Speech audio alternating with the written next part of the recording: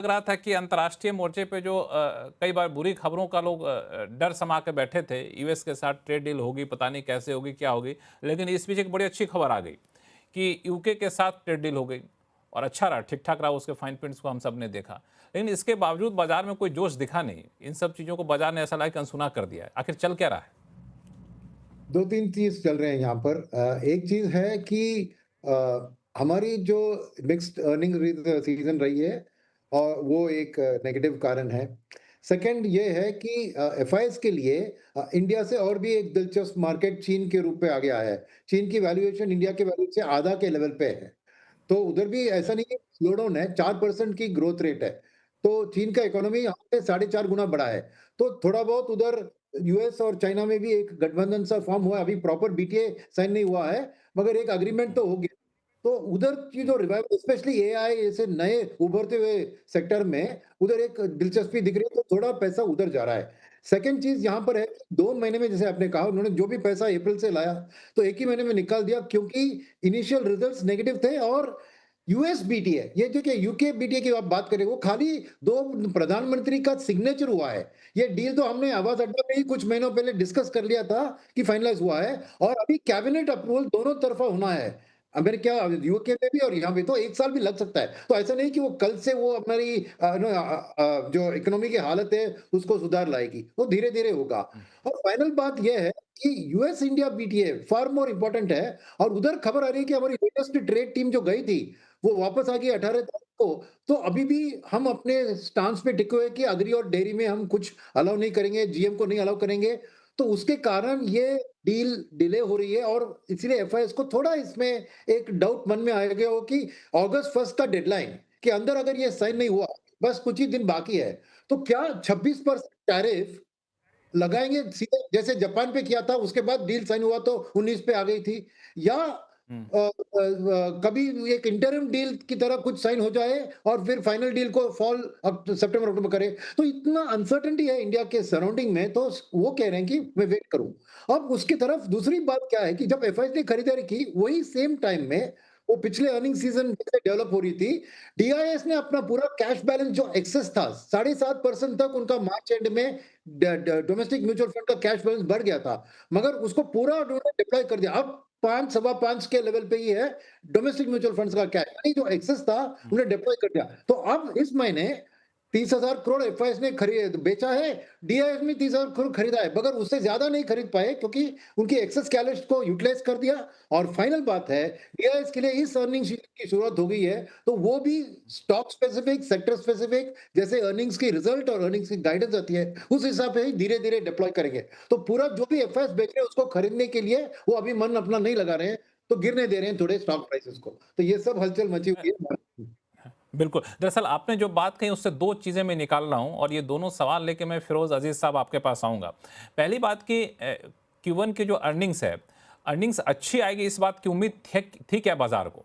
या फिर बाज़ार पहले से मान के चला जो कई लोगों से बातचीत हुई थी पहले भी आप लोगों में से, उन्होंने कहा कि नहीं बहुत अच्छी अर्निंग की उम्मीद नहीं की जा रही है। जब उम्मीद बहुत अच्छी नहीं थी तो खराब आए तो फिर इसका रिएक्शन क्यों? और दूसरी चीज़ कि यूएस का डर अभी बना हुआ है क्या? वो तो इतनी बार बोल-बोल के डरा चुके हैं कि लोगों ने डरना बंद कर दिया होगा। करेक्ट लक्ष्मण जी। जो पहला सवाल जो आपका है अर्निंग्स पे, देखिए क्या होता है कि अर्निंग्स अच्छी हैं, बुरी हैं, जो अंग्रेजी की शब्दावली है, वो मैं आंकड़ों में देखना चाहूँगा, फिर उसके आधार पे एक निष्कर्ष इंसान पहुँच सकता है। अब तक निफ्टी की 19 कंपनियों के रिजल्ट आई। इस 19 कंपनियों की 54% की निफ्टी की वेट है और उसमें उसी यही कंपनियाँ 19 कंपनियाँ 1 साल पहले की जो तिमाही थी, उसमें कितनी अर्निंग्स उन्होंने कमाई थी, ₹124 कमाए थे। इस बार 143 रुपीज़ कमाई। इस पर इसकी ग्रोथ कहते हैं 15.2%। अगर 19 कंपनियों की ग्रोथ है 15.2% की, तो ये निफ्टी की अर्निंग्स की ग्रोथ अगर किसी की 25 की हो तो मायूस होना चाहिए, जिसकी 5 की हो उसे खुश होना चाहिए। मेरे हिसाब से 15 की अर्निंग्स की ग्रोथ से ज्यादा किसी की उम्मीद नहीं थी। बट आंकड़े नहीं करते, वो 1-2 बड़ी कंपनी की रिजल्ट देखते हैं और घबरा जाते हैं। तो ये पूरी 19 की अब तक का स्कोर बोर्ड है। देखिए अगर आप क्रिकेट मैच देख रहे हैं, तो आप एक बॉल के आधार पे 3 डॉट बॉल हो गए, मैच हार गए, ये तो नहीं कह सकते। आपको ओवरऑल रन रेट देखना पड़ेगा, कहाँ तक पहुँचे देखना पड़ेगा, कितने ओवर बचे हैं देखना पड़ेगा। तो अभी भी आपके पास 46% वेट बचा हुआ है आने का। अब मिड कैप में जाऊं, निफ्टी 100 में जाऊं तो उसमें भी 15.1 है। मिड कैप की 150 कंपनियों में से 33 कंपनियों का रिजल्ट आ चुका है। 22.8% की वेट का आ चुका है। 20.4% की ग्रोथ दिखा है इन 33 कंपनीज ने। ऑफ कोर्स जाहिर सी बात है, ज्यादा कंपनीज की आने बाकी है। स्मॉल कैप में अगर मैं आंकड़े देखूं तो 42 कंपनियों के रिजल्ट आ चुके हैं, उसमें -1.2% की रिजल्ट आई है, डी ग्रोथ आई है। तो ये आंकड़े हैं, इसके आधार पे लार्ज कैप के रिजल्ट्स मेरे हिसाब से अच्छे आए। कोई एक दो कंपनियों के बुरे रिजल्ट आते हैं तो वो हावी हो जाते हैं हमारे दिमाग के माइंड शेयर पे। कल की गिरावट के बाद भारतीय बाजारों में अब चिंता एक ही चीज़ की है कि क्या भारतीय बाजारों में सोमवार से फिर से गिरावट ही देखने को मिल सकती है।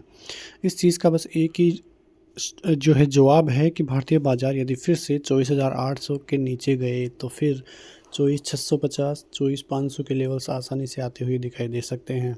जो ये सपोर्ट जोन 24,800 का है, काफ़ी इम्पोर्टेंट सपोर्ट जोन है।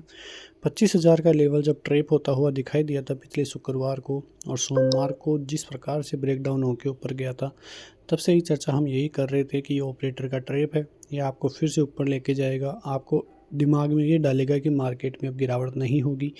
25,250 गया, वहीं पे सबसे ज़्यादा जो है एक रेजिस्टेंस जोन था और वहीं से फिर से ट्रेप करके बाज़ार नीचे आया।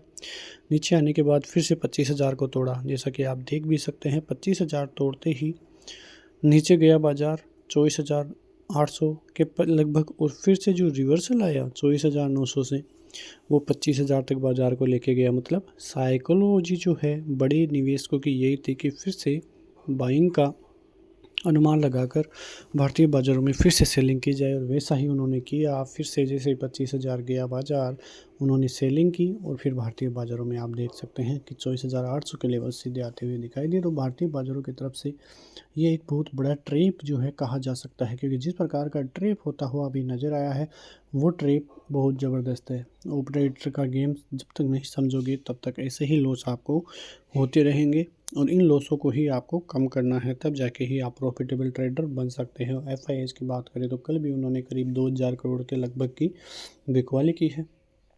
DIIs ने 2,100 करोड़ की खरीदारी की है। तो DIIs ही पूरी तरह से मार्केट संभाले हुए हैं। पिछले 4 से 5 दिनों का डेटा देखोगे तो आपको सेलिंग ही नज़र आएगी और ये महीना भी भारतीय बाज़ारों के लिए काफ़ी नेगेटिव रहता हुआ नज़र आया। जुलाई महीने में अब तक देखोगे तो लगभग 30,000 करोड़ के लगभग FIIs की सेलिंग अब पहुँच चुकी है। पिछले 4 महीनों में जिस प्रकार की बाइंग की उन्होंने, उससे ज़्यादा सेलिंग तो एक महीने में जुलाई में कैच कर चुके हैं। और उसके पहले आप अक्टूबर से देखोगे तो करीब 3 लाख करोड़ के पार की सेलिंग FIIs भारतीय बाज़ारों में कर चुके हैं। तो FIIs का सहारा भारतीय बाज़ारों को बिल्कुल भी नहीं मिल रहा है। पूरी तरह से DIIs भारतीय बाज़ारों में काबिज बने हुए हैं। सबसे ज़्यादा दिक्कतें Q1 के नतीजों की तरफ से आती हुई दिखाई दे रही है। शुरुआत से ही IT सेक्टर के नतीजे ख़राब आए, बीच में बैंकिंग सेक्टर के नतीजे अच्छे आने की वजह से भारतीय बाज़ारों में रिवर्सल देखने को मिला, लेकिन वो रिवर्सल अब फेल होता हुआ नज़र आया, क्योंकि जैसे ही इन्फोसिस के नतीजे आए फिर से नतीजों में दम दिखता हुआ नज़र नहीं आया। बजाज फाइनेंस की कमेंट्री नज़र आई, वीक कमेंट्री नज़र आई, तो वो सभी चीज़ें भारतीय बाज़ारों के लिए नेगेटिव साबित हुई और भारतीय बाज़ार आप समझ सकते हैं कि गिरावट के साथ ही आपको सब कुछ देखने को मिल रहा है। सोमवार सबसे इम्पोर्टेंट रहेगा। रेजिस्टेंस जोन की बात करें तो फिर से 24,950 के ऊपर बाज़ार नहीं जाएगा तब तक कोई ख़रीदारी नहीं है। मिलते हैं नेक्स्ट वीडियो में, तब तक के लिए जय हिंद।